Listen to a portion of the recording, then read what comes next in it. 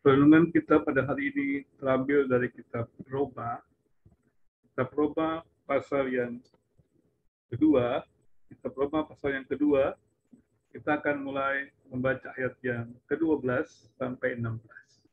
Kitab Roma pasal yang kedua ayat 12 sampai dengan ayat 16. Sebab semua orang yang berdosa tanpa hukum Taurat akan binasa tanpa hukum Taurat. Dan semua orang yang berdosa di bawah hukum Taurat akan dihakimi oleh hukum Taurat. Karena bukanlah orang yang mendengar hukum Taurat yang benar di hadapan Allah, tapi orang yang melakukan hukum Tauratlah yang akan dibenarkan. Bila bangsa-bangsa lain yang tidak memiliki hukum Taurat oleh dorongan diri sendiri melakukan apa yang dituntut hukum Taurat, maka walaupun mereka tidak memiliki hukum Taurat, mereka menjadi hukum Taurat bagi diri mereka sendiri.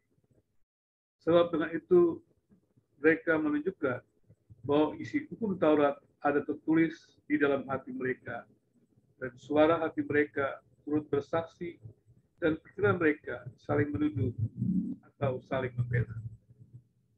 Hal itu akan nampak pada hari bila mana Allah sesuai dengan Injil yang kuberitakan akan menghakimi segala sesuatu yang tersembunyi dalam hati manusia oleh Kristus Yesus.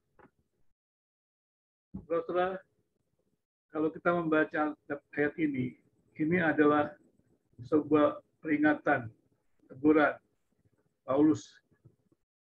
Secara khusus, kalau kita melihat ini untuk orang-orang Yahudi yang merasa memiliki Taurat, merasa menjadi orang pilihan Tuhan.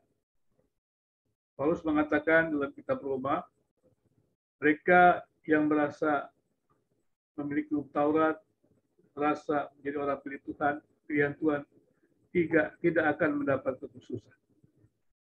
Dan mereka juga akan dihakimi secara adil. Karena itu, demikian juga untuk orang-orang percaya di Roma. Mereka yang mengatakan mengikut Kristus juga harus hidup secara benar, hidup secara sesuai dengan firman Tuhan. Jadi tidak bisa keyakinan keselamatan, keyakinan orang pilihan itu mengabaikan tanggung jawab untuk hidup dalam ketaatan firman Tuhan, untuk hidup dalam keadilan, untuk hidup dalam kebenaran. Tapi sebaliknya, mereka yang merasa menjadi orang pilihan Tuhan atau meyakini sebagai orang pilihan Tuhan, meyakini memiliki firman Tuhan, meyakini memiliki Taurat Tuhan, memiliki tugas atau tanggung jawab yang lebih besar, yaitu untuk hidup mentaati Tuhan, hidup menjadi saksi bagi kemuliaan Tuhan. Di sini juga kita lihat ada sesuatu yang menarik. Orang Yahudi yang merasa bangsa pilihan, merasa memiliki Taurat, meminggirkan yang lain, merasa lebih baik daripada yang lain. Padahal perasaan lebih baik dari orang lain itu merupakan sebuah kesombongan. Dan kita juga tahu bahwa orang yang tanpa Tuhan, tanpa anugerah Tuhan, dia tidak mungkin mentaati Tuhan. Dia tidak mungkin melakukan kebenaran Tuhan. Apabila kita merasa diri sebagai orang pilihan Tuhan, atau mengklaim diri sebagai orang pilihan Tuhan, dan merasa diri orang khusus, sehingga Tuhan harus memperlakukan kita secara khusus, itu sama saja kita tidak hidup dalam ketaatan kepada Tuhan. Mereka-mereka yang merasa menjadi orang khusus selalu memaksa Tuhan. Kita mendengar doa-doa mereka yang memaksa Tuhan untuk mentaati atau untuk mengikuti keinginan. Bahkan mengklaim ayat-ayat firman Tuhan, bahwa mintalah maka akan diberikan. Di segala sesuatu yang kita ingin minta, Tuhan akan berikan. Seakan-akan Tuhan tidak boleh menolak apa yang kita minta. Padahal ayat-ayat tersebut tidak berbicara demikian. Jadi mereka yang merasa diri, atau kita merasa diri percaya kepada Tuhan, dipilih Tuhan, sejatinya adalah perlu bersyukur, bahkan harus bersyukur kepada Tuhan. Karena siapakah manusia berdosa? yang dipilih oleh Tuhan, yang boleh mendengarkan firman Tuhan, yang boleh mengenal Tuhan. Semua itu adalah anugerah Tuhan, kemurahan Tuhan. Seharusnya hidup yang dihidupi oleh orang-orang seperti itu harusnya hidup dengan ucapan syukur dan usaha untuk memuliakan Tuhan, bukan memuliakan diri. Dengan demikian, maka melalui usaha perbuatannya tersebut, banyak orang juga bisa diberkati dan melihat kemuliaan Tuhan. Tapi sebaliknya tidak demikian yang terjadi dalam kehidupan bangsa Yahudi. Mereka merasa menjadi orang khusus dan mereka meminta diperlakukan khusus. Dan saya pikir juga banyak orang yang berdoa merasa bisa berbuat mujizat, bisa menyembuhkan orang sakit. Perlu berhati-hati. Jangan-jangan merasa memiliki punya karunia khusus, punya karunia mujizat, punya karunia kesembuhan ilahi. Karena semuanya itu adalah milik Tuhan, bukan milik orang itu. Saya pernah bergumul ketika banyak mengalami pelayanan-pelayanan yang Tuhan berikan. Saya pernah bergumul ketika merasa diri sombong pada waktu melayani orang yang dirasuki setan. Waktu saya pergi ke suatu tempat di mana diminta saya melayani seorang yang dirasuki setan. Waktu itu orang itu adalah teman dari keluarga saya. Saya sebenarnya tidak begitu paham bagaimana melayani orang yang dirasuki setan.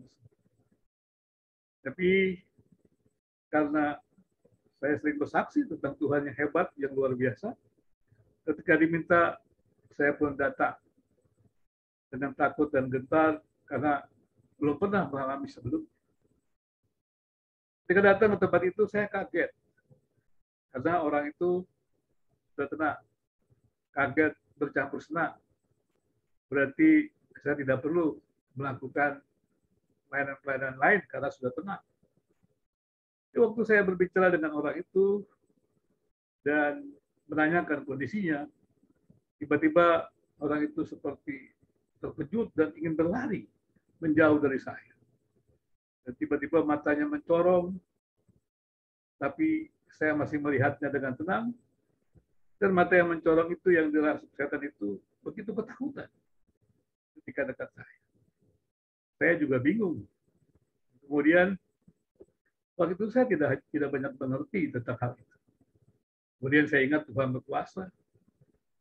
Tuhan Maha Kuasa, Tuhan bisa memakai setiap orang yang percaya untuk membebaskan orang yang dirasuki setan. Dan kemudian saya berdoa. Waktu itu saya hanya tahu kata-kata berdoa karena baru melayani, yaitu darah Yesus, darah Yesus. Dan saya katakan itu. Kata teman-teman saya begitu kalau menghadapi orang-orang yang dirasuki setan. Orang yang dirasuki setan itu begitu saya katakan darah Yesus, teriak dan ketakutan sekali. Begitu saya katakan teriak dan ketakutan sekali. Tapi roh jahatnya tidak keluar. Saya berpikir, kalau begini, ini bagaimana? Jangan-jangan dia bisa kelepasan, sakit, berbahaya sekali. Tapi pada waktu itu kemudian tiba-tiba saya merasa sesuatu yang ingatkan saya, itu ayat firman Tuhan, bahwa kamu adalah anak Allah. Kalau Allah diam dalam kamu dan kamu berkuasa atas roh jahat.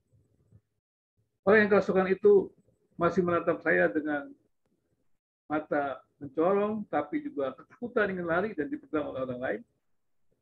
Dan saya hanya mengatakan kepada orang itu, karena saya tahu roh yang dalam orang itu takut melihat saya katakan, hei roh jahat, kau tidak berkuasa atas orang itu. Dalam nama Yesus, saya minta engkau keluar. Tiba-tiba saja orang itu lepas, bebas. Dan sampai hari ini, saya tidak mendengar orang itu dirasuki. Ada banyak pengalaman-pengalaman selanjutnya yang saya alami. Baik itu pengalaman orang disembuhkan, dan juga mujizat, ada banyak. Tapi saya harus mengatakan bahwa ada suatu perasaan sombong, perasaan orang khusus. Apalagi saya juga memang cukup berdoa juga, dan perasaan menjadi orang yang sangat kuat berdoa.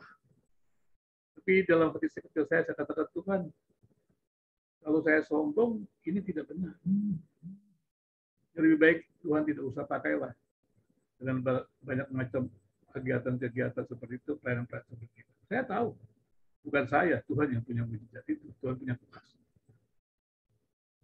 Daripada saya menjadi orang sombong yang akan mendapatkan kehakiman Allah, merasa diri hebat, merasa diri lebih baik, dan biarlah saya melayani biasa-biasa saja, tidak menurut pandangan orang yang luar biasa. Dan bertahun-tahun akhirnya saya menyadari dan terus bertemu dengan Tuhan, mengerti. Pengalaman-pengalaman bersama dengan Tuhan, karya-karya Tuhan yang dikerjakan dalam hidup kita, harusnya membawa kita menyembah Tuhan, merendahkan hati. Siapakah saya ini? Bukan yang menjadi arogan.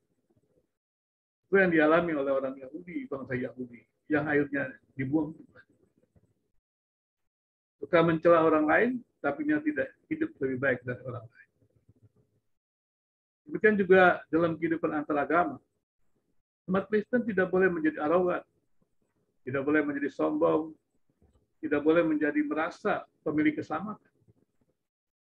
Keselamatan itu tidak pernah pindah dari tangan Tuhan. Keselamatan bukan di tangan orang Kristen. Keselamatan itu di tangan Tuhan. Anugerah Tuhan tidak pindah-pindah orang Kristen, umat Kristen, tidak pernah. Tapi anugerah Tuhan, keselamatan Tuhan ada pada Tuhan. Sebaliknya, marilah kita menyaksikan kasih Tuhan itu. Pengorbanan Kristus di kayu salib yang menebus dosa manusia. Itu bukan ditawarkan oleh kita. Ditawarkan oleh Allah. Itu bukan efektif karena kita, tapi efektif karena Allah sendiri. Umat Kristen harus membangun hidup damai, perdamaian dengan agama-agama lain. Semua agama-agama di Indonesia, alangkah indahnya kalau bisa bergaul dan hidup bersama dengan damai. Di bumi yang terkenal toleransinya ini. Bumi yang menjadi persemaian agama-agama besar di dunia. Kiranya Tuhan memberkati kita semua. Memberkati Indonesia. Secara khusus, ini menjadi lebih penting di tengah-tengah kondisi bangsa yang sedang sulit karena pandemi COVID-19. Marilah kita semua, individu, komunitas, agama-agama, bersatu, berjuang, membawa kemuliaan Tuhan di bumi Indonesia ini untuk semua kita bisa keluar dari pandemi yang menyasar kita semua. Amin.